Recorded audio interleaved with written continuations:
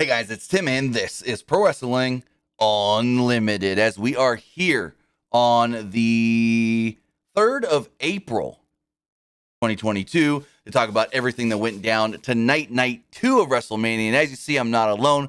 We got Casey with us who watched WrestleMania with me tonight. He's like, guess you can say more of like a casual fan, but kind of keeps up with what's going and whatnot. So I thought it would be cool to bring somebody else on here that's like, not someone like me or most of you in the live chat that keep up every week and watch everything and this and that, but someone that like knows who's who and watches the stuff sometimes and kind of can follow along and know what's what and get a different perspective, I guess you could say, than just mine. So I thought that would be really cool to do. But as far as WrestleMania Night 2 does go, I think I'd say Night 1 was better. Yeah, Night 1 I think was a lot better than Night 2. Not saying Night 2 was bad by any means. I mean, so that main event happened with Roman and Brock, and I said, I'm not disappointed by the match, but I had higher expectations for it, is my thing. You know what I mean? So that is one thing that I was like, I did have a little bit of higher expectations for the main event. It only went, let's go to the Wikipedia and see really fast. I think it went like 12 minutes. Wikipedia's got all the right times. I don't keep track of times all the time. Wikipedia says this match went 12 minutes and 15 seconds. It seemed a lot quicker than that, too. You know, a match was really quick, that fucking Sheamus tag team match with the New Day. Back and it was gone. Yeah. It was over. They were barely coming out for the match. And then all of a sudden I look back and I go, oh, they're showing replays from last night already. What the hell happened? So we had to rewind and go check back. Like, Jesus freaking Christ. But overall, I'm not saying the show was bad tonight because I liked looking at everything on the card. I liked everything. Even some people I saw were talking crap about the women's 4-way tag team match. I thought that match was fine. I thought it was good. It did what it needed to do, and we got new women's tag team champions. But with that, before we get started, I want to say thank you for joining me here. Twitch.tv/PW Unlimited, YouTube.com/Pro Wrestling Unlimited, and Twitter.com/PW Unlimited. Remember, if you are watching on Twitch, you can help us out a couple of different ways. You can either help us out by donating. At the button down below, or donating Twitch bits in the live chat. Also, remember, you can help us out by subscribing to the channel one of two different ways. You can either be like Broken King Slender, who subscribed with Tier 1, who's done it for 20 damn months. Thank you, Broken King Slender, for 20 months of that Tier 1 subscription. Or if you say, I ain't got no money to pay you, but I do pay Jeff Bezos for Amazon Prime, well, you take that Amazon Prime account, take that Twitch account, you link them together, bada bing, bada boom, you're Prime Gaming. Prime Gaming gives you a lot of cool things like free games. It gives you, like right now, I think you get Elder Scrolls 4 for free. It gives you free stuff for games like Grand Theft Auto Online. And it always gives you one free subscription to any Twitch channel you want to subscribe to throughout the month. And also remember, it doesn't even have to be an Amazon account under your name. It can be one for your mother, your father, your brother, your sister, your auntie, your uncle, your grandma, your grandpa, your cousins, mom's sister on your aunt's. I don't even know. It could be some obscure third string cousin like The Rock is to Roman Reigns. You say, hey, let me borrow your Amazon account, link to my Twitch account. It ain't gonna cost you nothing, and I can go help support somebody. Then I'll get some kickback from it. Doesn't matter who it is. It could be that girl that helped you find the eggnog the other day at Safeway. I don't know. Fuck it. Might be 7.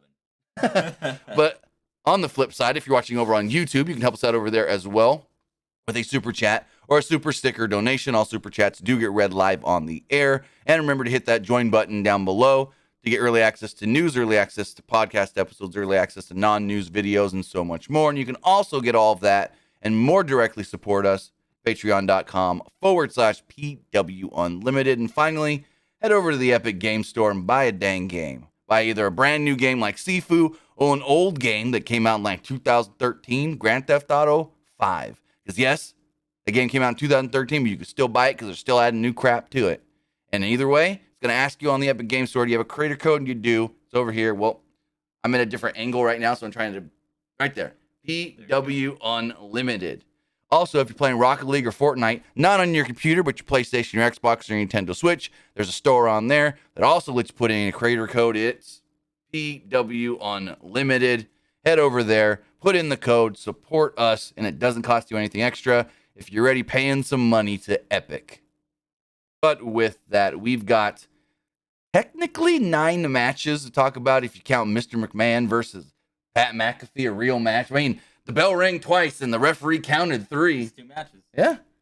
Pat McAfee can honestly say he was the only person this year that worked both nights of WrestleMania. Honestly, if you think about it, no. Natalya did it. Natalya and Tamina did it last year where they worked 2 nights of WrestleMania. I was going to say he may have been the first person to work both nights. Or not both. No, he didn't work both nights. He didn't work last night. Never mind. They did state that Pat McAfee is the first person to announce on one show and have a match on the same show. I didn't go back and fact check that because sometimes I like to flub facts just to make things seem cool and new. But regardless, I thought the show was great. I thought the Mr. McMahon stuff, so the 30 minutes or so before the main event, I thought was freaking perfect. The whole Pat McAfee, Austin Theory, Mr. McMahon, and Stone Cold Steve Austin stuff. I thought that stuff was perfect. Great.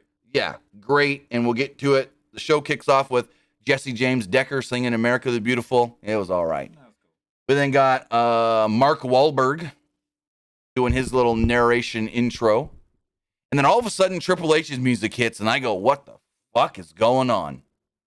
Why is Triple H coming out? We saw him at Stand and Deliver for NXT. He came out and hugged Ciampa, and I go, what the hell? Triple H, what are you doing? And he walks down to the ring, and he's wearing a suit, and he hugs his daughters in the front row. He goes and gives Gable Steveson a handshake, and he gets in the ring. He spits the water and whatnot, and the crowd's chanting, Triple H, Triple H. They're chanting, thank you, Hunter. And he's got his boots in his hand, and I go, oh, I know exactly what he's about to do. He grabs the mic, he puts the boots down, and he says, I just wanted to come out here and say thank you, and to show you my love the best way I know how. Welcome to WrestleMania. He then left the boots in the ring.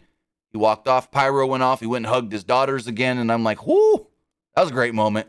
Basically, when you leave your boots in the ring, you're retired. Unless your name's The Undertaker and you lose to Roman Reigns at WrestleMania, leave your boots, your hat, and your jacket in the ring, and then say, oh yeah, Vince, I'll work 5 more matches. So, for most people, that means you're officially retired. But, I mean, even now, Undertaker's in the Hall of Fame, and he said, never say never. So, hell. You can do that. Yeah. We don't know what's going on with Undertaker, but he's retired twice now and might not be retired. But Triple H, he said it in that Stephen A. Smith interview. I got a defibrillator in, and maybe it's not smart for me to wrestle anymore and accidentally get shocked on live television. That was cool to see. That was cool to see. Finish off or whatever you want. That was nice to see. That was a cool surprise. Cool surprise. Yeah. So get this closer to use voice up better. It's all good. Close as I can get it. See if that works. It's gonna block my face a little bit, but we'll make it work, everybody. So we get the first match of the night. Well, actually, they show Gable Steveson again, and he's waving to the crowd and whatnot, and he's like, hey, how's everybody doing? And I'm like, oh, this guy sucked last night. We'll see what he does. And they showed him right before this match because, well, he got involved afterwards. It was a triple threat for the Raw Tag Team Championships, and I thought this was a great way to kick off tonight's show. I thought this match was super fun. I thought this match was fast-paced. And like I said, a great way to get this live crowd going for what ended up being 5, 6, 7, 8, 3 hour and 45-minute show. So they did it to where it was triple threat rules, not just two, like in the women's match. It was 4-way, but it was 2 people at one time. This one was 1 person from each team is legal at all times. Montez Ford at one point did an insane spot where he basically just jumped over the turnbuckle, jumped over the post, and landed on everybody on the outside, and then landed on his feet. Front flipped over it and landed on his feet. Chad Gable then did a frog splash, but a moonsault to the outside as well. Landed on a couple people. Alpha Academy that worked over Riddle for a while as Ford remained on the outside. Ford got back in, but Gable turned him inside out with a monkey flip. Angelo Dawkins then made the tag, but Otis squished him to remain control. Riddle then fought off Gable and Dawkins before making the hot tag to Randy Orton. And when Randy Orton tagged in, this place lost their fucking shit. They went wild. Orton then hit forward with the clothesline and power slam and a backdrop on the table. Then he hit Chad Gable with the backdrop on the announce table as well. Orton and Riddle gave Ford and Dawkins draping DDTs. They then set it for RKOs. Crowd went nuts thinking we were going to get a double RKO spot, and then they were yanked out of the ring by Gable and Otis. Alpha Academy then gave Dawkins the Steinerizer, and the Street Profits gave Gable a spectacular-looking blockbuster. Montez Ford jumping off that. So I was shocked that even in defeat at all, they didn't let Ford do the frog splash at WrestleMania. Because I go, this match is not going to end until Montez Ford hits frog splash. They probably won't win, but they're going to let Montez Ford jump as high as he can at WrestleMania. But they didn't, which was weird. I thought it was very weird that Montez Ford didn't do the frog splash. But he got to jump off the top rope nonetheless with a great-looking blockbuster. So the blockbuster gets a near fall. Ford then went to the top rope, but Riddle brought him down with an awesome-looking RKO off the top rope. Gable then jumped off what looked like he was going to try and hit like a flying headbutt. And Orton hit him with an RKO and then pinned him to remain the tag team champion. So RK Bro does retain the Raw tag team titles. This was a fun match. I thought this was a great opening contest for the show. Great way to kick it off. A cool night of wrestling. Then after the match, Street Profits come in with the red Solo Cups and they offer drinks to Orton and Riddle. So Ford pours them all drinks or whatever, and then Ford looks over at Gable Steveson. He's like, hey, come over and drink with us. Get in the ring. And Stevenson's like, who? Me? You know, this guy's got no fucking charisma, it seems like. He's just like, huh? So he gets in the ring. He kind of like gets up there, whatever. Yeah, whatever. And he gets in the ring, and they give him a drink, and he's just standing there. And like the music's playing or whatever, so he like kind of tries to seem like he's like into it. And then Gable walks up and just knocks the drink right out of his hand. And technically we get Gable and Gable. Gable Steveson and Chad Gable. And Chad Gable played this up great. Chad Gable did the shush, and Steveson took the mic from him. But then Chad Gable tried to take it back. And he gave him an overhead suplex. And this fucker, Gable Steveson, threw him all the way across the ring. I don't know if that's just Gable Stevenson's been practicing that move, or Chad Gable knows how to just do it and like leap. Either way, it looked good. Then all the baby faces toasted and whatever. I don't know. They still said that one day he'll be on Raw. So I don't know if he's going to be on Raw tomorrow. They played it up like he's not ready yet, or maybe he's going to finish the semester of college. But they said one day we'll see him on Raw, which, because I thought maybe, he did a thing in WrestleMania. He'll show up tomorrow on the Raw after WrestleMania. With the verbiage of Byron Saxton saying, one day we'll see him on Raw. I mean, that could be tomorrow, but it doesn't lead me to believe that it's going to be tomorrow. Also, if you have anything to say, just randomly cut me off. It don't matter. Yeah, cool. Then, for some reason, they start giving us highlights from last night. And I go, okay, last night's show had a timing issue because you were showing stuff advertising night 2. We're going to have a timing issue tonight? No. Not only did we not have a timing issue, one match got less than 2 minutes time, and the other one ended 15 minutes before the top of the hour. So it's like, what the fuck were they doing tonight? I don't know. It was weird, but they were showing stuff from last night. And then we got Bobby Lashley versus Omos, where I thought that everyone probably thought Omos is going to win this match. The big guy, Vince likes him, and no. Somehow, some reason, they ended up going with Bobby Lashley, which really surprised me. That was cool. I was glad. Yeah. It really surprised me that Bobby Lashley won. Because, we're sitting here watching it, and I'm like, okay, Omos got 3 moves. He's done them all. He's going to, hit the tree slam and pin him? And the match goes 6.5 minutes. Way longer than I thought it would go as well. This match did more than I expected. It wasn't, Bobby Lashley made it an okay match, I would say. Lashley smacked Omos around in the face a little bit, and Omos got mad. Omos charged at him in the corner, but Lashley kicked his leg out. Lashley then went for the hurt lock, but Omos simply powered out and wouldn't let him put on that full Nelson. Lashley tried to high cross, but Omos caught him and dropped him like he was nothing. Basically, just it was weird though the way he did it, because he picked him up for the gorilla press and then just arms went down, almost like Lashley was too heavy for him the way he dropped him. You even said it that it looked weird. It looked weird. Where he was I don't know if it was him or what. Picked him up and then Lashley just fell forward. Yeah. He didn't even fully extend his arms up. Yeah. But it was I don't know. It was the weird spot of the match. Like everything else looked all right. Yeah. Lashley battled out of a bear hug spot with a snap vertical suplex. Popped the crowd there because he actually suplexed Omos. Lashley followed this up with a spear, another spear, and then he just pins him. And I go, wait, it's over? That's it? Omos lost? I'd never been beaten, never been knocked off his feet, and he's just lost. Now what do you do with him? Like, okay. He goes 1 year winning the tag titles at WrestleMania to then losing the next year all by himself. So I don't know. They'll maybe figure out some way to go, oh, he's still the big man and no one can beat him. Fuck him. The match was fine. Lashley made it an acceptable match, I feel. Yeah. They then show us all the charity work they've been doing in Dallas this week. They even show Seth and Becky, the heels, out there doing community outreach stuff and whatnot. I'm like, okay, you got the heels doing babyface work. Whatever. Cool. Pat McAfee then joined Michael Cole for the one match he called tonight. And I was super happy that they put Pat McAfee on commentary for the Johnny Knoxville match. This would have probably been weird if it wasn't Pat McAfee. Yeah, it made it cool. It made it better. Yeah, because he knew all the jackass he knew the jackass references. yeah, he was. So It was cool to see him there. this was the second longest match of the night. The longest one was Edge and AJ, but this match went 14 minutes and 25 seconds. And boy, was this match just fun as hell. I saw people shitting on it online, and basically I sent out a tweet. I was like, if you didn't like this match, and then I did the Gordon Ramsay, go fuck yourself gif. Because if you didn't like this match, go fuck yourself. I thought it was super funny. Johnny Knoxville's making his way out to the ring, and they're like, he's 2 cheeseburgers away from 175 pounds. Now, I know I knock when they do stuff like that in AEW with like Street Profit, or not Street Profits, but with like Private Party. I know I knock that in AEW, but it's like a celebrity thing, Johnny Knoxville. They don't do this every week where they go, because like there's a team in AEW. I don't know if you've seen Private Party, where their thing is like they go to the club and they're like weighing in at 2 shots of cranberry vodka or something like that. And I'm like, after like 3 times it gets old. Yeah. But it was like a one-time thing they did with Johnny Knoxville. I thought it was kind of funny.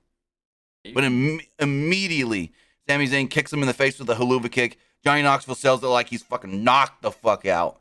And then he just lays there. Sami starts bragging around because he had Jeff Tremaine. What's his name? From the new movie. Yeah, he has a couple guys from the new movie as well. I always forget the one guy's name starts with a J. The black kid, the African American kid. Yeah, shit. Can't remember his name. But his dad. His dad was there too. Yeah. And then one other guy, and so Sami Zayn goes and like mocks them or whatever. And he gets back in the ring. And before he gets back in the ring, Johnny Knoxville sprays him in the face with a fire extinguisher. Oh, that was cool. Yeah.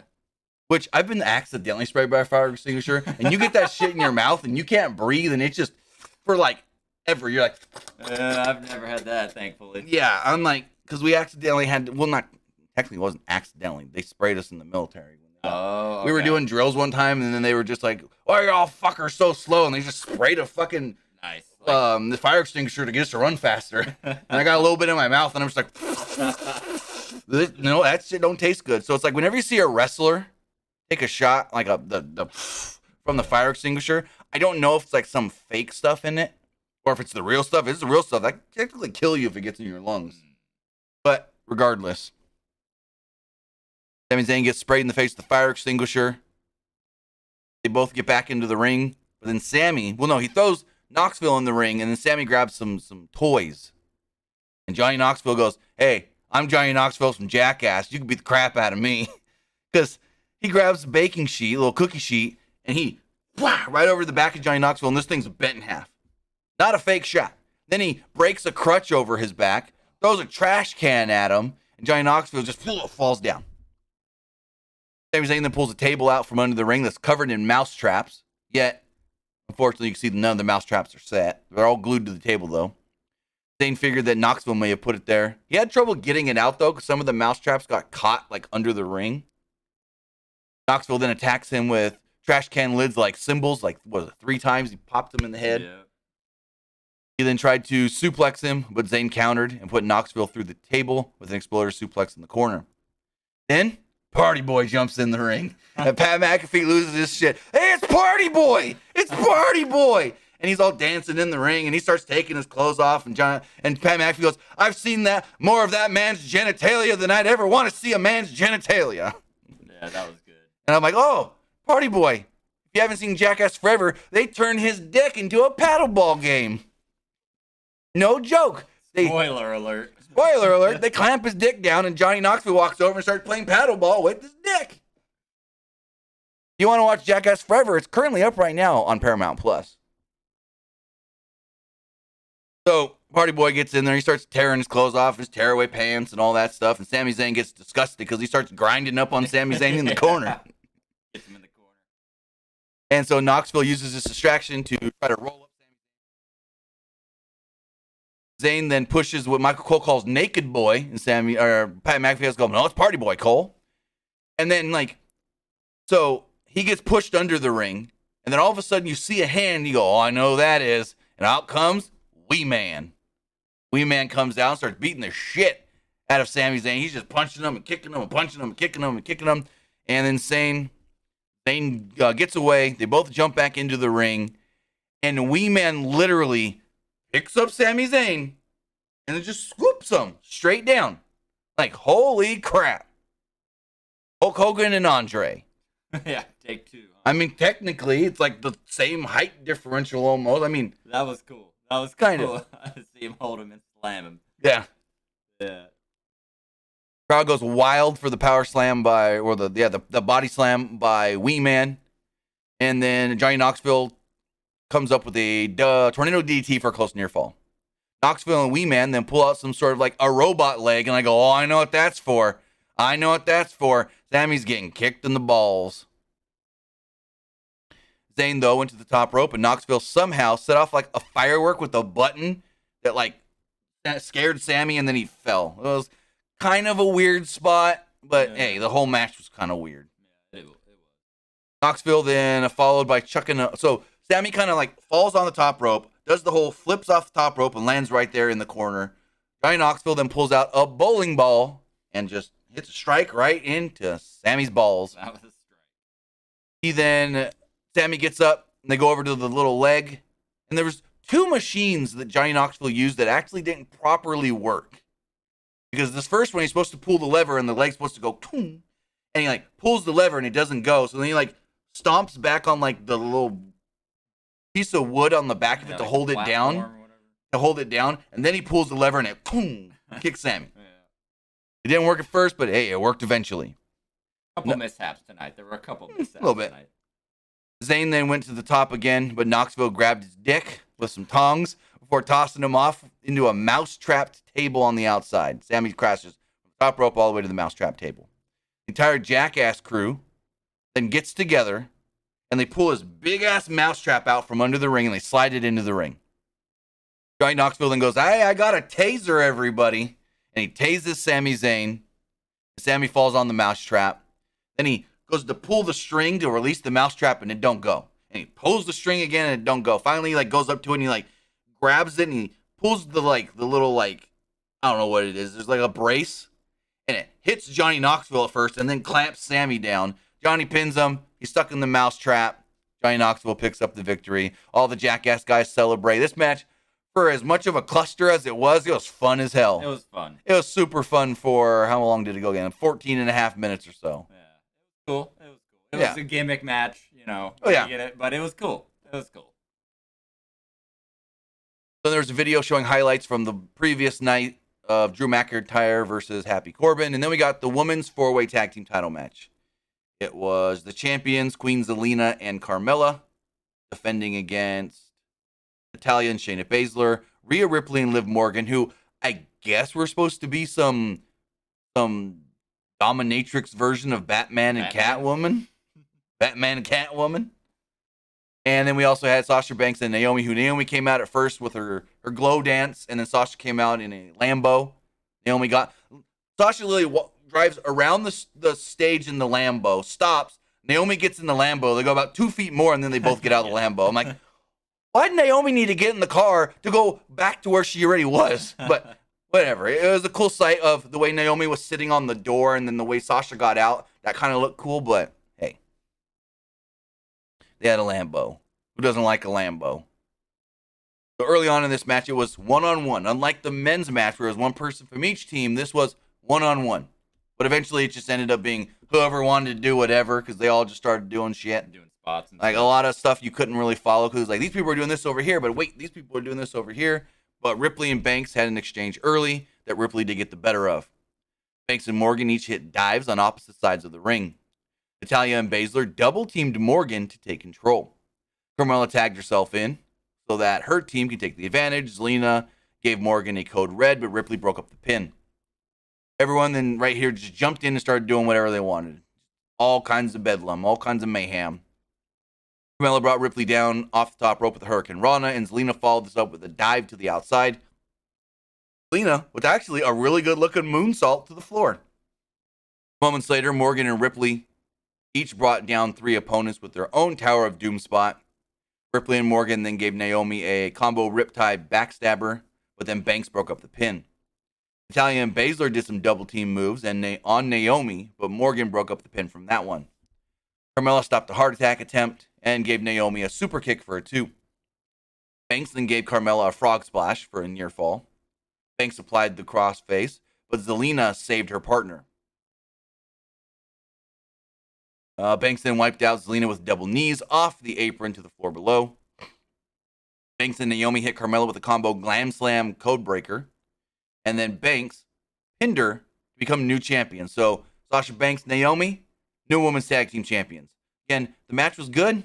I thought all 8 women did well.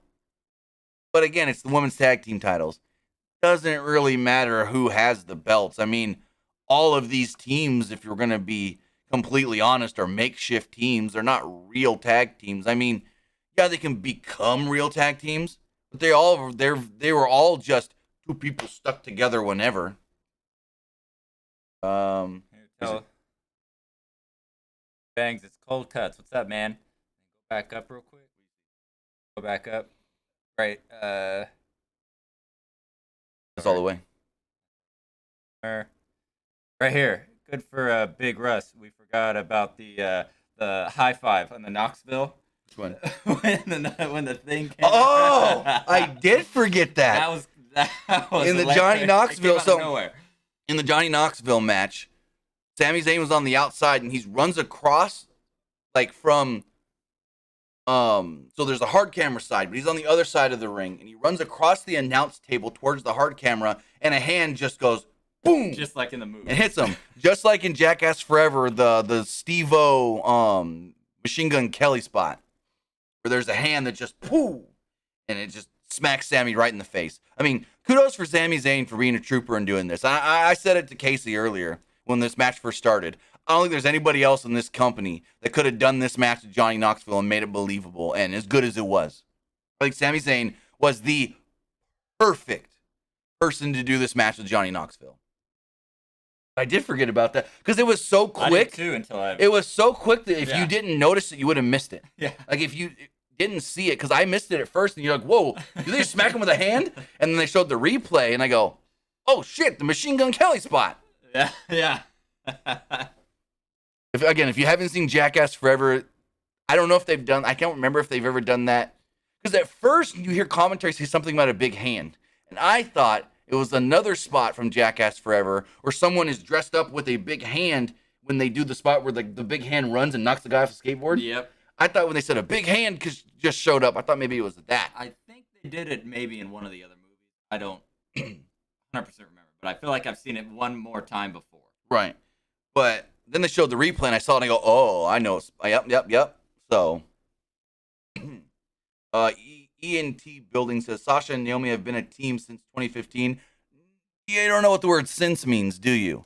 They were a team back in 2015. Then they broke up and actually feuded a little bit and haven't even technically on television talked to each other since then. So, no, they haven't been a team since 2015. They were technically a team back in the day and then are now again. And it wasn't even like, I don't know. There's no need to explain it. It was basically Naomi going, "Hey, you're not doing anything at WrestleMania. I'm not doing anything at WrestleMania. Let's challenge for the tag titles." That's all basically this was. This person says, "In my opinion, the match was exactly what it was supposed to be." If you're talking about the Johnny Knoxville match, yeah. He's talking about the or the women's tag match. Dark. he's What does he talking say? about the Oh, match. the Roman match. Yeah, We'll we're get not to there that, yet. We'll get to that. But like I said, the women's tag match, it was better than I expected. Nothing wrong with it. And I mean, there's really nothing I can complain about other than the finish was weird because at first it looked like Sasha tagged out and then Sasha got the pin. And I'm like, well, that's not even a legal person. But then if you see the replay, you see Sasha tags out and Naomi jumps in. Sasha then tags herself back in. It was a little bit of a convoluted finish. But other than that, I mean, there's nothing you can complain about. There was replays of Miz and Logan Paul defeating Ray and Dominic from the night before.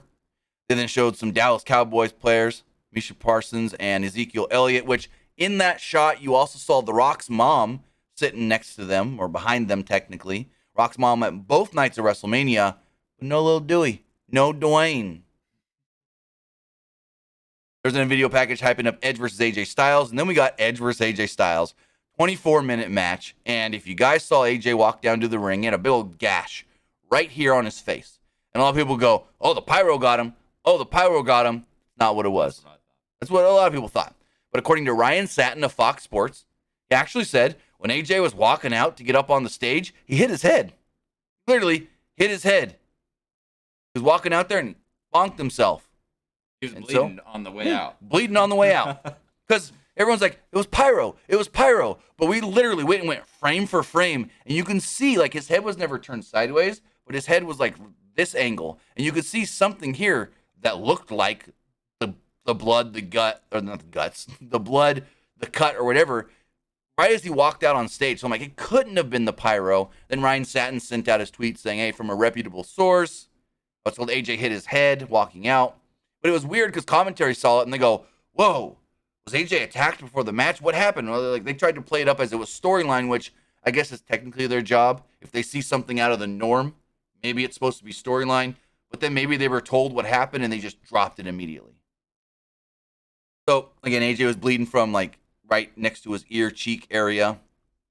And again, some people tried saying it was a pyro mishap, but I think I would go with Ryan Satin, who was actually there and works for Fox and knows a lot of people there. So, yeah. Edge then got a really cool entrance. Came up through 2 rings of fire on a fucking throne. Some little demonic-looking throne. Some, what would you call it, gothic throne? Yeah, almost a flashback to the Brood days. Yeah. He had his new Alter Bridge theme, and it was cool. All the lights were down purple. And he's going dark again. Yep. And the match itself, hella good match. I thoroughly enjoyed this match. Yeah, good match. So Styles had the early advantage after clocking Edge as soon as the bell rang right in the chin with a sliding knee, but Edge gained control after getting his knees up on a springboard 450 attempt. Styles tried fighting back, but Edge drove him into the buckle. Styles came back with a suplex into the buckles. Styles then hammered away on Edge, but Edge went back after the injured shoulder. They traded some reversals until Edge applied an STF and Styles got to the ropes for the break. Styles avoided a spear attempt in his springboard DDT. Styles followed later with a rack bomb for a 2. Edge then came back with an impaler DDT for a 2, and Styles followed this up with a snap German suplex of his own. They traded strikes until Styles hit a Pele kick.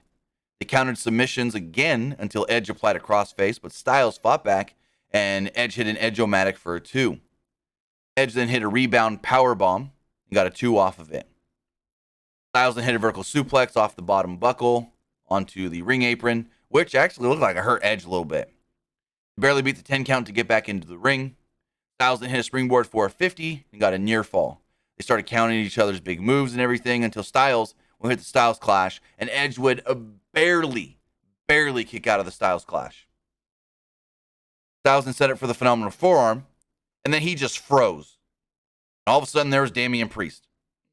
And I've never been a fan of this kind of a finish, where it's just like someone appears and they're just frozen. It kind of makes him look like a geek. The guy didn't attack him. Damian Priest didn't do nothing to him. He just stood there. He was like, ooh. I'm like, okay. Do something. Don't just stand there. Who are you, Omos? You just stand there? Ooh. He didn't even do that, but I'm giving him the benefit of the doubt. And so he's staring there. He's standing there. He's looking up at AJ. Looks over at Edge. And AJ's like, whoa. what are you doing here? And eventually the distraction, he goes to go for the phenomenal forearm. Edge spears him right out of midair, pins him 1, 2, 3. There we go. I was kind of like, the match was so good I can't dog the finish, even though the finish was kind of lame just a little bit with the whole AJ got distracted because someone just was standing there. Didn't even do anything. Not like he tried to swipe at AJ and knock him off the apron or anything. No. So, a little bit of a wonky finish there, I guess you can call it. But the spear out of midair is always a cool spot. We've seen it in the past, and probably not the last time we'll see it. Then, pull up an image here. Then, the long, I guess you could say maybe 3 to 4 week rumored new faction Edge is going to get basically come to fruition. Edge, just like Seth Rollins used to have, found himself a disciple. As we see here, Damian Priest after the match gets into the ring, and as Edge is getting to his feet, Damian Priest kneels to him. Edge then stands up. Priest still knelt down, and Edge is telling him, rise. They then stand together, and then they leave together with the purple light. So Edge may be starting his own little evil faction. I said they can't call it the New Brood because that was the Hardys. They got to call it the New Brood. The New Brood. But it looks like whatever that rumored faction or group or tag team is going to be, as far as Edge and now Damian Priest together, maybe. Here's the cool thing. So we know Damian Priest recently got a big victory over United States champion Finn Balor. So maybe this is the opportunity to have AJ Styles and Finn Balor team together to take on Edge and Damian Priest. Both men, former Bullet Club members, but never in Bullet Club at the same time. And my recollection, I don't think they've ever teamed together in WWE. They've faced each other. But maybe let me know in the live chat or the comments below if you're watching later. Have they ever teamed together in WWE, AJ Styles and Finn Balor? Again, both big-time members of the Bullet Club in Japan, New Japan, but not at the same time. And I don't think they've ever teamed together. But you got Damian Priest, who's got that last big victory. His last win, his last actual match was a win over Finn. So technically, he deserves a rematch for the U.S. title. And so maybe they do. You know, you got Edge and Damian Priest together. Put Finn and AJ. There's a tag match you can do on Raw.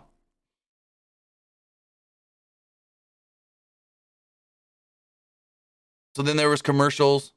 They told us that WrestleMania Backlash is coming. Then they let us know the attendance for tonight, which was technically their announced attendance was more than last night. Last night was 77,899. Tonight was 78,453. Then we get video packages. This was the kicker. We get video packages that were longer than the next match to hype up the next match. We get entrances that were longer than the next match for the next match. That goes 1 minute and 40 seconds. Sheamus and Ridge Holland defeating Kofi Kingston and Xavier Woods. Like, are you kidding me? The preview videos were like 3 minutes long. The entrances themselves were like 3 minutes long. And the match was less than 2. I went up, got a beer, hit the restroom. Yeah. Huge Sheamus fan, of course. Come back, and the match is over. I don't know. Match is over, and they're like pulling Butch off of Kofi. And if I'm accurate, this got bumped from night 1. Yeah. And it's like, I've been waiting for this match. So here's my thing.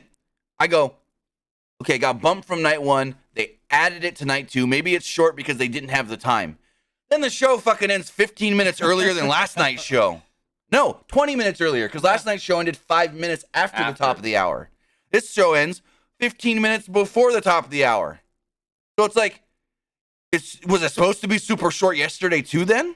Because if this was supposed to be a 1 minute and 40-second match, why the fuck did they cut it from yesterday? Yeah.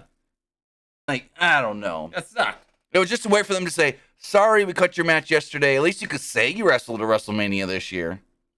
There's not even much to say. Sheamus and Holland attacked the New Day during their entrance. The bell rings. Kofi hit Holland with a Trouble in Paradise. Sheamus broke up the pin. Sheamus then gave him a brogue kick. Woods super kicked Holland. Butch distracted him, and Sheamus kicked Woods in the face, and there we go. Holland pinned Kofi. Like, damn. Very lame. Very.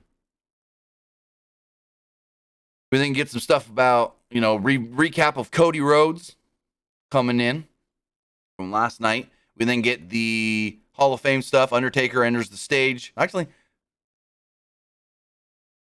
they only showed Undertaker. So I was trying to think about it. I didn't see the other Hall of Famers tonight. It was only Undertaker. Yeah. Last night they did all the Hall of Fame and then Taker. Tonight, just Taker again. Yeah. So that was weird. Yeah. They then showed. So I forgot to mention this last night, but they pissed me off last night when they showed a whole clip from Young Rock that hasn't aired yet that we know is going to be a big scene in the show. Now, I don't watch Yellowstone, so I don't know what this was. I assumed it was Yellowstone just based off of what it looked like. But they show a scene from Yellowstone. And I go, okay, cool, whatever. But last night, I forgot to mention this on the review, the podcast, they showed a whole scene from frickin' Young Rock that is going to be an important scene in the show. Him actually telling his parents and whatnot, I want to wrestle. Because if you remember, 2 weeks ago, he tells Danny, I think I want to wrestle, but I can't tell my parents yet because I don't know the right way to tell them. So they're building up to that scene they showed during night one of WrestleMania. It kind of pissed me off. I'm like, spoiler alert, motherfuckers. Spoiler alert. And then I don't know about this Yellowstone scene. I don't know if this is another spoiler alert or not. But then they said, hey, so-and-so, Jefferson White, I think it was, from Yellowstone's in the crowd. Cool. Also, most of the night, the Dude Perfect guys were sitting behind commentary. Well, then we hear the music. No chance! No chance in hell! And out comes Vince McMahon. And I go, oh, okay, cool. Also, the original lineup for the show had this match and the minute and 40-second tag match flipped. But now I understand why they would have flipped it, because this needed like 30 minutes. That needed less than 2. It would have been weird. Imagine if they did do it that way. It would have been weird. Well, actually, no, not necessarily. Because actually it would have worked. You had this where the crowd was crazy like the whole time. So you could have done that 8 minutes between the video package, the entrances, and the match to calm the crowd back down before the main event. Yeah, all right, yeah. But regardless, this was a great 30 minutes of the show. Like, this was fantastic all around. So Vince McMahon comes down and he says, I'm going to introduce you guys to a future WWE Universal World Champion. And out comes Austin Theory. Austin Theory comes down to the ring and takes a freaking selfie with Vince McMahon. Pat McAfee then comes out to Seven Nation Army by the White Stripes, and he's got the Dallas Cowboy cheerleaders with him. They then throw him a football. Unfortunately, it was Dallas Cowboys football, not an Indianapolis Colts football. And he kicks that thing all the way out into the cheap seats.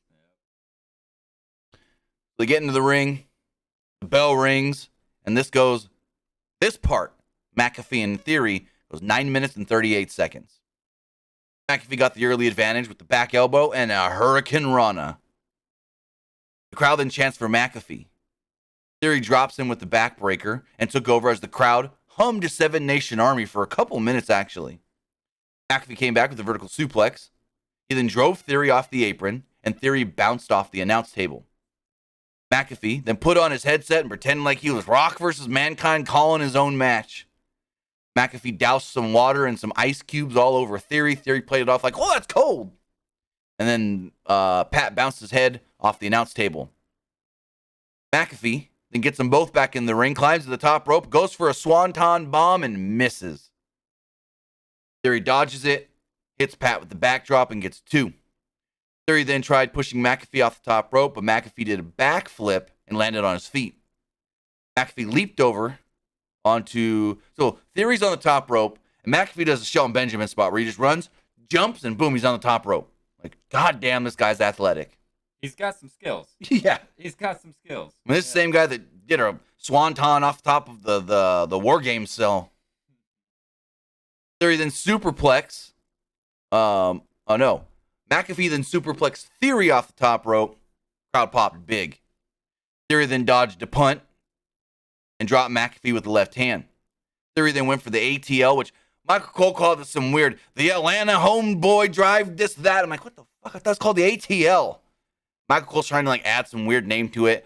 McAfee slips out, rolls him up. 1, 2, 3. McAfee ain't got a finisher, I guess, so he just let him win with the schoolboy, rolls him up. Crowd goes nuts that Pat McAfee picks up the victory. McAfee was really good here as well, one would expect. I mean, if you saw any of his stuff in NXT, he worked the match with Adam Cole. He worked the War Games match. Both matches were perfect. And this match was exactly what it should have been. No one messed anything up. And no one tried to do anything more than they needed. Other than Vince and the Stunner. Which we'll talk about. That. But that first match, awesome. Yeah. So after the match, McAfee's getting on the ropes, and he gets on one, and Austin Theory's sitting on the outside like this. And Vince walks over to him, and I thought Vince was going to be like, you lost, and slap him in the face or anything. No, Vince tried to kind of console him a little bit. So Vince helps him up. They go to walk off, and Pat's like, I thought you wanted to fight me. And then McMahon's like, what? So he goes to take off his jacket, and he's like, no. And he puts the jacket back on. He struts for like 2 struts. And he looks back up at Pat. Pat's like, if you don't want to, you don't want to. And he's like, you know what?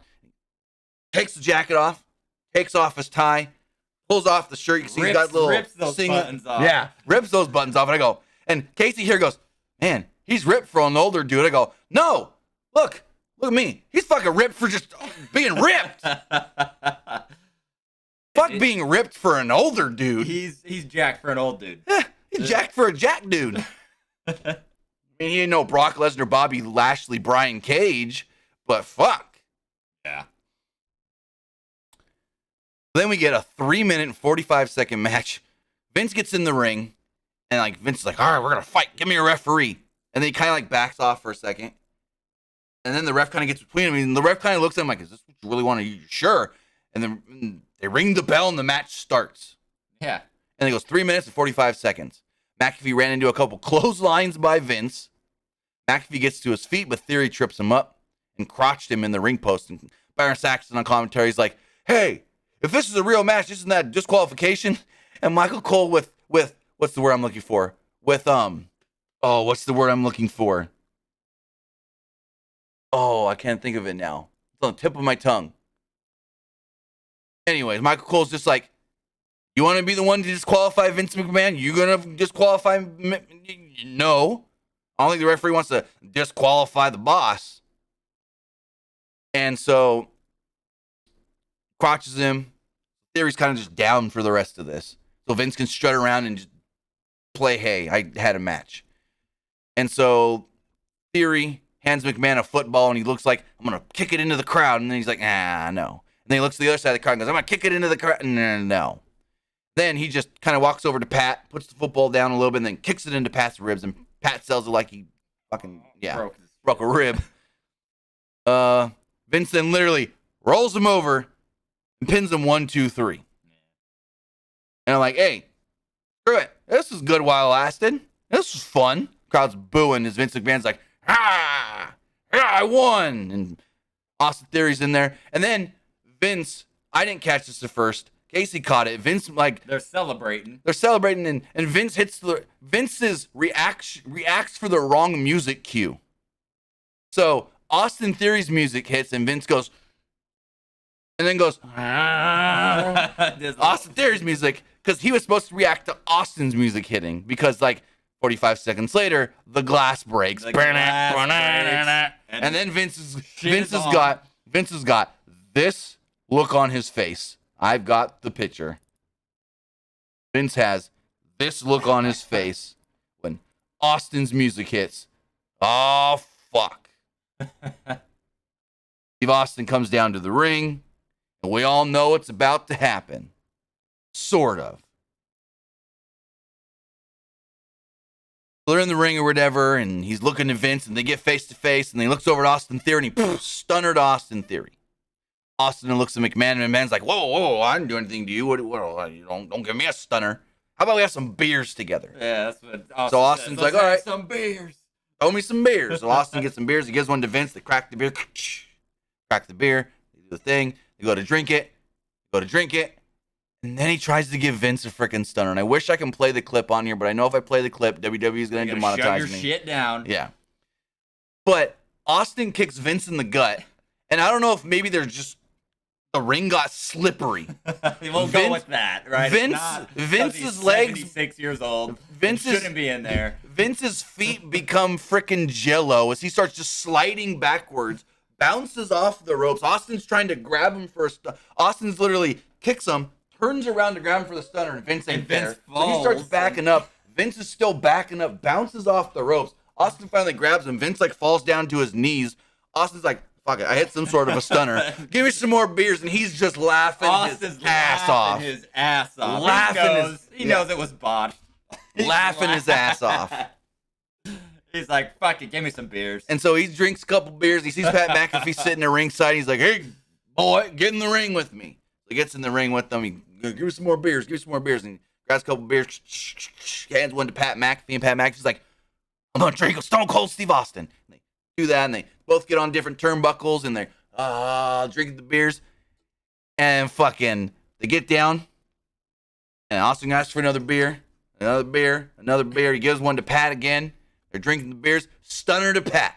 And Pat sells this stunner great. So the way Pat's got a mouthful of beer. The beer. Hold on. I'm gonna try. I want to just get a. Got one. Well, I can do this.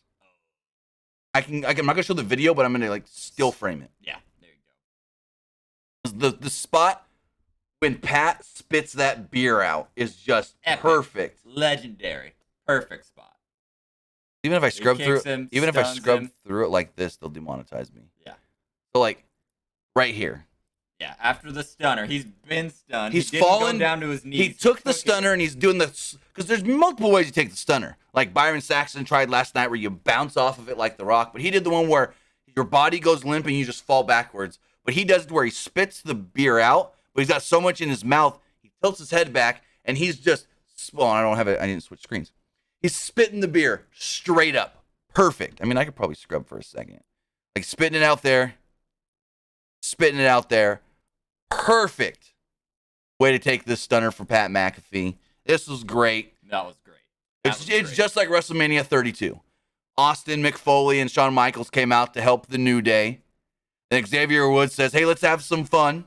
Austin says, I ain't going to fucking dance with you, and stunned Woods. Now, he's the same thing with Pat McAfee here. He stunned Pat McAfee.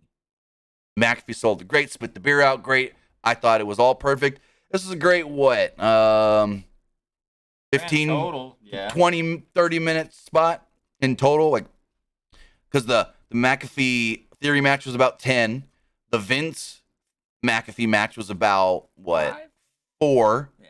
And then this stuff with Austin was another at least 5 or 6. Yeah. So what's that? 10, 14, 20 minutes? Those are great 20 minutes of the show. That's cool. Austin was having fun. He almost broke his ass stepping out when he's walking up to the entrance. Yeah, I forgot about that. So sipping on beer. The segment's over. They show Pat McAfee laying in front of the announce table, just going, just drowning himself in drowning beer. himself in a beer on the ground. That was cool. And Austin goes to walk off. But no. First, Austin goes to walk off, and right before he gets to like where the mat turns into the actual ramp, he turns back around, runs in the ring, goes, I need a couple more beers. So he gets a couple more beers, and then he goes to walk up, and right where, like I said, right where he stopped last time, he kept walking, and I don't know what happened, but he slips. He's like, ugh. I'm thinking it's just beer. He's wet from all the beer. His feet got beer boots. Yeah, his feet are wet. And he slips for a second, and he's like, he's laughing his ass off. Like, I was just busting my ass. This is a great 20, 25 minutes of the show. Like, it was fantastic. Austin had a good night. He had 2 good nights. Mm-hmm.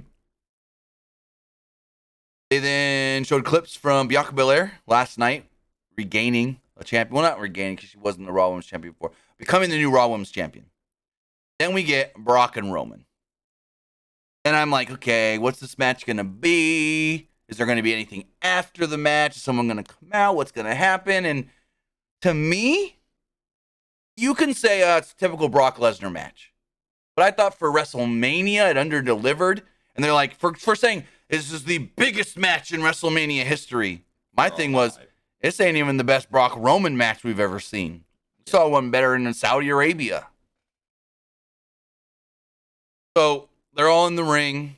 Champions all come out. No one get anything special for their entrance, which kind of shocked me. They're all just normal entrances. And Mike Rome goes to introduce, and Heyman grabs the mic and goes, I'm going to do it. And he does the intro for Roman Reigns. He goes, reigning, defending, Universal Champion, blah, blah, blah. And then he gives the mic back. Is Paul Heyman goes through his spiel. That was typical. Crowd all does it with him, even though he's the heel. Yeah. And then he goes to go, and the WWE, whatever he goes to go, Brock grabs the mic from him. And he goes, I'm a rednecking, ass kicking, whatever you want to say. I didn't write it all down, but yeah. Brock does his own little spiel here. He's like, Brock Lesnar, and then the match begins. And Lesnar's in full control to start off, handing out his gloves off, like he's So he does a couple belly to belly suplexes, gets Roman into the corner, and just pulls the gloves off. Like, fuck it, this is actually going to protect you more than it protects me. And so Lesnar gets Roman down. He gets out of the ring, and for some reason he goes over to Paul Heyman, like he's gonna do something to Paul Heyman. And they're in the right in front of the timekeeper area, and Heyman's like, "I love you, Brock. I love you, Brock. I love you, Brock. Please take me back. I'm not trying to hurt you." And then Roman spears him through the barricade into the timekeeper's area. Brock looks like he hit his head on one of the chairs. Doesn't sell it if he did. Lesnar then barely beats the count. And I gotta say something. This is the way to do an almost count out. Not like that stupid Bianca Belair shit last night where she's dead till 9 and then all of a sudden, Speedy Gonzalez, fucking Sonic the Hedgehog. No, Brock the whole time is stirring and slowly getting over to the ring, and the ref gets to 8 and he's almost there, and then he gets to 9 and he's pulling himself up. Before he gets to 10, he's in the ring. That's the way to do it to make it convincing, not a fake pro wrestling spot like Bianca Belair, unfortunately. Roman gets back into the ring, barely in the nick of time. Roman hits him with a spear. He gets a 1 off of it. Reigns then follows this up with 2 Superman punches, and Lesnar gets to his feet and just laughs and ducks a 3rd. He then hits 5 straight German suplexes. Reigns slips out of a F5 attempt and hits a 3rd Superman punch. Lesnar then counters a spear with an F5. Lesnar tries for another F5, but Reigns racked him in the face. Reigns then speared him into the corner, and then smashed the referee in the process. I'm like, uh-oh, the ref's down. What's going to happen? Shady shit. Not really. It was just a low blow. That was it. Nothing really shady. Well, he hit him he low blowed him, and then he got the belt from Heyman. Oh, yeah, that's true. I did forget. Shady shit. I actually forgot that, to be honest. Yeah, they did the shady shit as always. So, yeah. Because I remember the low blow, and I go, well, yep, that's okay, whatever. Low blow spot. I don't think he ever recovered from that. No, he did a little. Well, no, he may not have. He then, like you said, the belt shot and gets the belt, clocks Lesnar in the face. Reigns then ran off the ropes and hits another spear. It actually didn't look that great because Roman, he hits the spear, the last spear there, and Brock is kind of just like, whatever, hit me, take me down, whatever. He didn't really try to make it look like a good spear because, it's not just the guy giving him, but it's the guy, the way they take the spear too. And the way Brock took it was just like, all right, the match is over, just pin me. I don't know if that what it was, but that's what it kind of came off as. Brock just, whatever, that last spear, whatevering that last spear. And, it was weird because I think Lesnar knew it was the end. He didn't try to go break, almost kick out. He didn't try to struggle. He didn't try to grab the ropes, even though he was literally right next to the ropes to break the pin. And Corey Graves even mentioned that Lashley used a similar spear to win his match. So is that foreshadowing Lashley maybe the next challenger for Reigns? Because Reigns won with a spear. No. He didn't win here. Put him in the arm. Brock did come back from this. Brock put him in the Kimura. I completely forgot. They did a spear, and then Brock Lesnar got him in a Kimura. Yeah, that's what it was. But Corey Graves did mention here, which was interesting, how Bobby Lashley won his match with a spear. And you're not going to say that if maybe Lashley's not the next challenger. But I forgot. This match was kind of so not memorable that I'm half remembering the match. Good thing I got notes. Yeah, you're right. I forgot about the Kimura too. So Reigns goes for another spear because that one Brock just didn't even whatever. So then he goes for another spear and Brock reverses it into a Kimura. Reigns does make it to the ropes, but I seem to tell Heyman that my shoulder pop. I don't know if this was real. Hold on, I want to look something up. If anybody has reported anything, because Roman was selling the shoulder like he was hurt. Really good. Yeah. Even after the match when he held the title up, he was still. want to see if anybody said Maybe he's just selling. anything. Mick Foley. My son recorded my reaction to the world's worst stunner. He is laughing. I wish I could play this right now. Mick Foley's beet red laughing it off at Vince taking the stunner. Yeah. It was botched. I don't see anybody. Mark Henry and Mae Young's son debuted at WrestleMania. Remember they had the hand baby? That's funny. Hold on. I gotta pull it. Mark Henry actually posted this. I gotta pull this up for you guys. I know we're talking about the main event, but the main event was kind of not memorable. This is actually pretty funny. Mark Henry tweeted out this.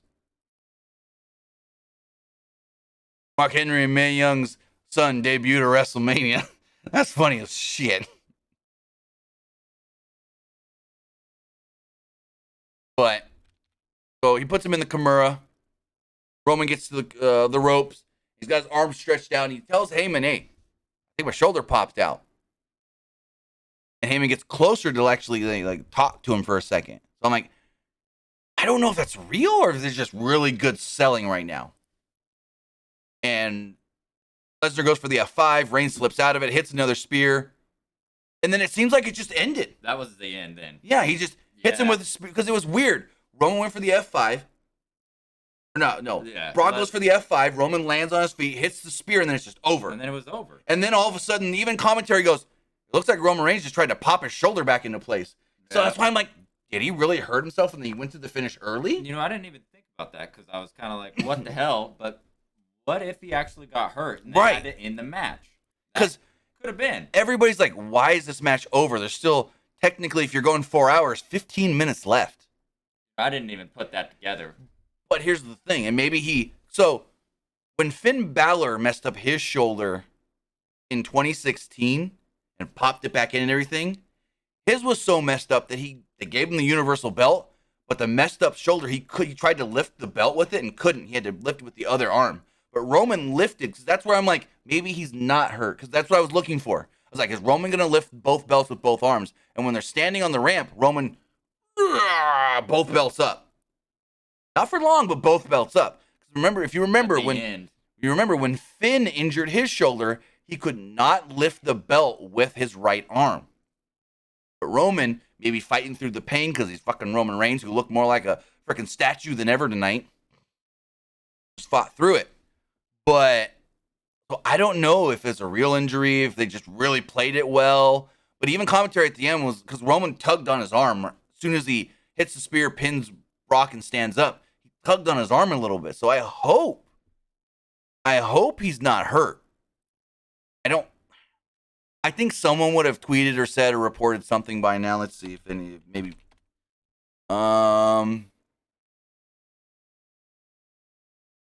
they've got something here. Yeah, nothing. No one's reported or said anything yet. I can check one more. I know Cody Rhodes is doing a fan access panel. That's cool. Yeah, he was. So, all leading up to WrestleMania, because they couldn't say Cody Rhodes was coming, it just said Saturday night at 11 p.m.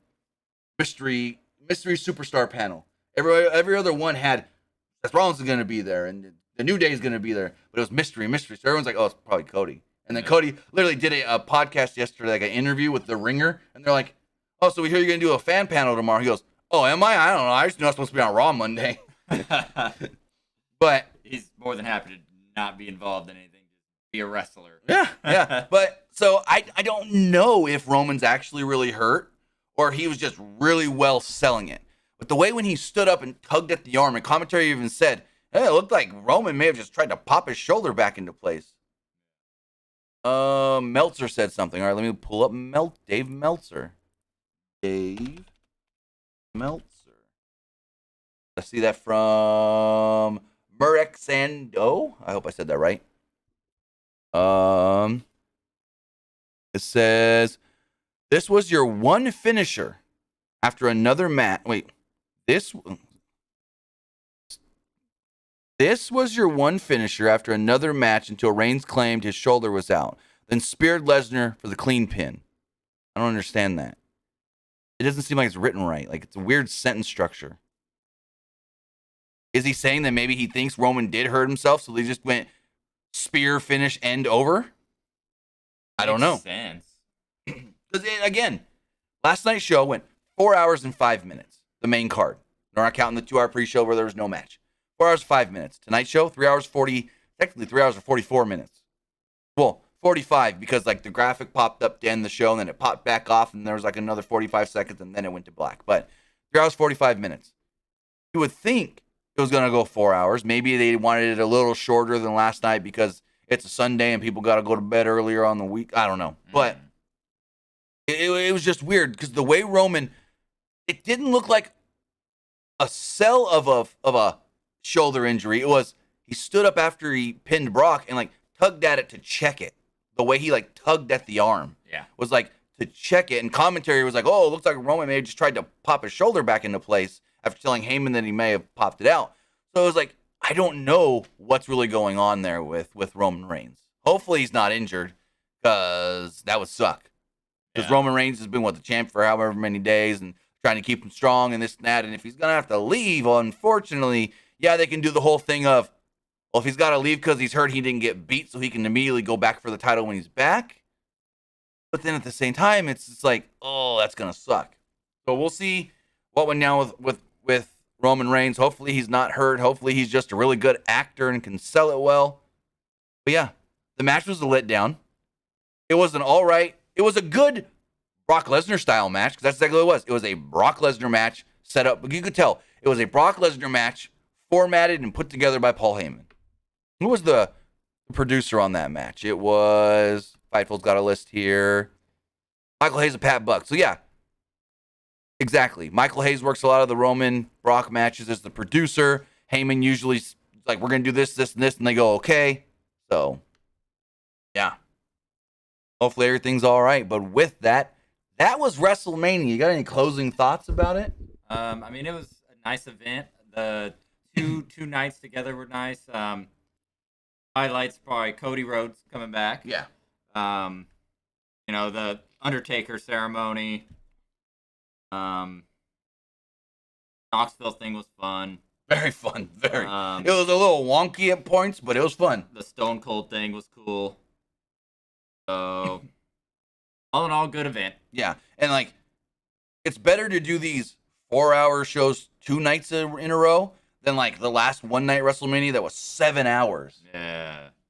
But, overall, I like the show. Now I want to know what you guys thought of the show. Remember, you could text in to 510-906-1341. Again, the number is 510-906-1341. But first, while we wait for your text messages to come in, check the polls really fast. Woo! Twitch, 100% liked the show. 100% of you on Twitch did like tonight's show. Pull up the YouTube chat. The Twitter poll. 75.6% on Twitter liked the show. 19.5% thought it was just all right. And 4.9% didn't like WrestleMania Night 2. As far as the YouTube poll does go, 65% liked it. 28% thought it was all right. And 7% did not like tonight's show. So, hey, each their own. As far as text messages do go, we do got a couple. First says, favorite match of the weekend, including Stand and Deliver. Mine was Cody versus Seth. So, I think Cody versus Seth and Bianca. I think Cody versus Seth and Bianca versus Becky were, you could go either way. I cannot argue either one. For me, I liked the storytelling just a little bit more in Bianca and Becky. How it started slow, and at first I'm like, oh, okay, I see where this is going. And then it just kept building to where I went, oh no, this is really good. This is really good. Oh crap, this is great. So like the Cody Seth match, it told a story, but I feel like for me, the Bianca Becky match did the gradual telling of the story and the build in the match a little bit better, from my opinion. But again, if someone came to me and goes, Seth and Cody was the best match of the night or the weekend, I can't really argue that. It says, hey, I found out that the guy Miz hugged at WrestleMania was his friend Mark Long, who was a host on MTV. Okay, so you're talking about the guy yesterday after he took down Logan Paul. He then jumped over to the end of the ramp and like hugged some guy. Cool. MTV dude. Cool. I assumed they had to know each other because Miz ain't hugging no random fan. This person says, I think WrestleMania was a good show. I think having Austin there Austin there loses by a roll was the perfect way, makes him look. I have no clue what the fuck you're saying. Again, if you got, I'm partially dyslexic. If you guys can't write a proper sentence, I can't read it. Oh damn. Brett Lauderdale and Stephanie McMahon took a picture together. GCW and WWE working together? No. What the fuck was this taken at? I don't even know. Anyways, Chris says, I liked WrestleMania tonight. Who step up with the Raw Tag Team Championships? Next, who do you think should challenge for the Raw Women's Championship? I mean, I could see Becky try to get a rematch, and they do that. But that's a tough one on Raw. Who can step up on Raw to Bianca if it's not Becky? I don't even know who they got. Maybe Bayley comes back tomorrow. Maybe Asuka. They're both, I think. I know Bayley, they say, is ready to go. Bayley, Bianca, why not? As far as the Raw Tag Team titles, I can't even think of another tag team that wasn't in the match tonight, to be honest. Like, you got Street Profits, you got Alpha Academy. Who else do you have on Raw? Like, let's pull up the Raw roster really fast. Just to be. I mean, I honestly can't think of another tag team on Raw. Unless you bring up someone from NXT. But if we go here, we go Monday Night Raw. Trying to look. I mean, Apollo Crews and Aziz, maybe. I'm trying to. You got Apollo Crews and Aziz. You got the Dirty Dogs. And I would say maybe Edge and Damian Priest, but they're not established yet. That's it. The Dirty Dogs. Or Apollo Crews and Aziz. So maybe. Well, no, it won't be the Dirty Dogs because Dolph is still the NXT champion. So yeah, I had no goddamn clue. Unless they bring up an NXT team tomorrow. And go, we want to challenge for the titles. And the final text message here. I think WrestleMania did all right tonight. Yeah, I would say better than all right, but not great. I thought, well, I mean, if this is great, then the show for me was like right under great tonight. Because that main event was just, I don't know. Main event took me, like that main event really took me out of it there at the end. Person says, who you like challenge for the SmackDown Tag Team Championships next? What's next for Seth Rollins? AJ Styles and the New. Well, I can't answer all that because I don't know. New Day? Fuck it. Someone's got to fight Butch eventually, so let's do Kofi versus Butch. As far as AJ goes, Damian Priest. Or like I said earlier, maybe he teams with Finn against Edge and Damian Priest. Seth Rollins, anything you want. Seth fucking Rollins. Or as they say, Seth freaking Rollins. You know, that's their actual, the commentary's told that you have to say Seth freaking Rollins. You can't just say Rollins or Seth Rollins. It's got to be Seth freaking Rollins. Even when they did the whole storyline of he went to Vince's office for Vince to tell him he can wrestle at WrestleMania. He goes, look, it's Seth freaking Rollins. God damn, this fucking old man. Again, Seth can do whatever he wants. As far as the SmackDown Tag Team Championships, well, what tag teams do we have on SmackDown? Let's pull that up really fast. Sheamus and Ridge Holland. They picked up a big win tonight in 1 minute and 45 seconds. So you can go, well, and that's 2 heel teams, though. That's really all you got. Boogs is out, so you can't try to rematch that because he hurt himself yesterday. He's going to be out for a while, possibly upwards of a year. Yeah.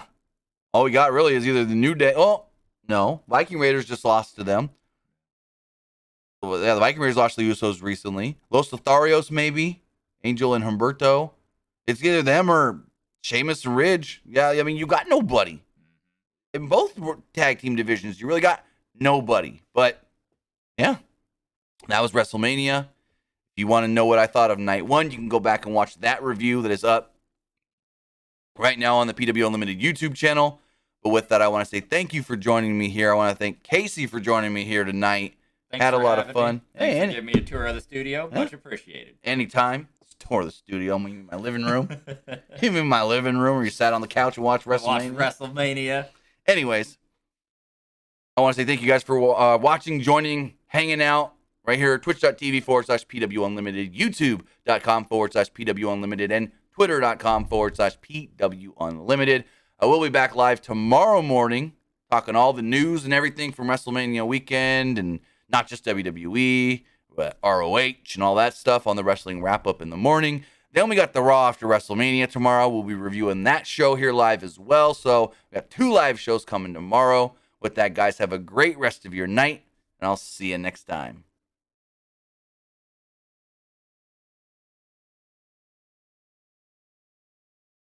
All right, if you're still watching on Twitch, we're going to hit up a raid really fast. Who should we